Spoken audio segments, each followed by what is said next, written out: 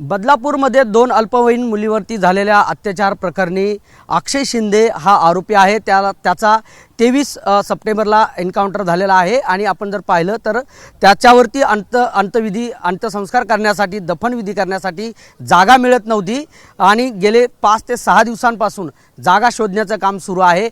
कोर्टाने देखील सांगितलं, राज्य सरकारने त्यावेळी जबाबदारी स्वीकारलेली आहे की आम्ही सोमवारपर्यंत अंत्यविधी करून अहवाल सादर करू। मात्र आता आपण उल्हासनगरच्या शांतीनगर या स्मशानभूमीमध्ये आपण आलेलो आहोत आणि या ठिकाणी स्मशानभूमीचे जे व्यवस्थापक जे आहेत त्यांनी माहिती दिल्याप्रमाणे या ठिकाणी आता आपण बघतोय खड्डा खोदून जो आहे ते पोलीस या ठिकाणी गेलेले आहेत। जेसीबीच्या साहाय्याने या ठिकाणी खड्डा खोदलेला आहे आणि बोलल्या जातं की आता या ठिकाणीच त्याचा अंत्यविधी जो आहे तो होणार आहे। त्यामुळे या ठिकाणी तयारी आहे, खड्डा खोदलेला आहे। जर बाजूला जर पाहिलं आपण तर या ठिकाणी मिठाच्या गोण्या ज्या आहेत, ज्या ठिकाणी डेड बॉडी जी आहे तिला ज्यावेळेस खड्ड्यामध्ये दफन करायचं असतं त्यावेळी मीठ वापरलं जातं। त्यासाठी ह्या मिठाच्या गोण्या ज्या आहेत त्या या ठिकाणी आणलेल्या आहेत आणि मिठामध्ये टाकून ह्या जमिनीमध्ये त्याच्यावर दफन होण्याची शक्यता वर्तवली जात आहे। आणि काही वेळापूर्वीच पोलिसांनी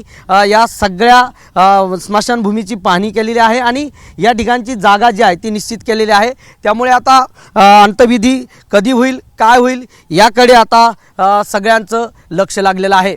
कॅमेरामन गजानन बालापूरकर, सुरेश काटे, एबीपी माझा, उल्हासनगर, ठाणे। एबीपी माझा, उघडा डोळे बघा नीट।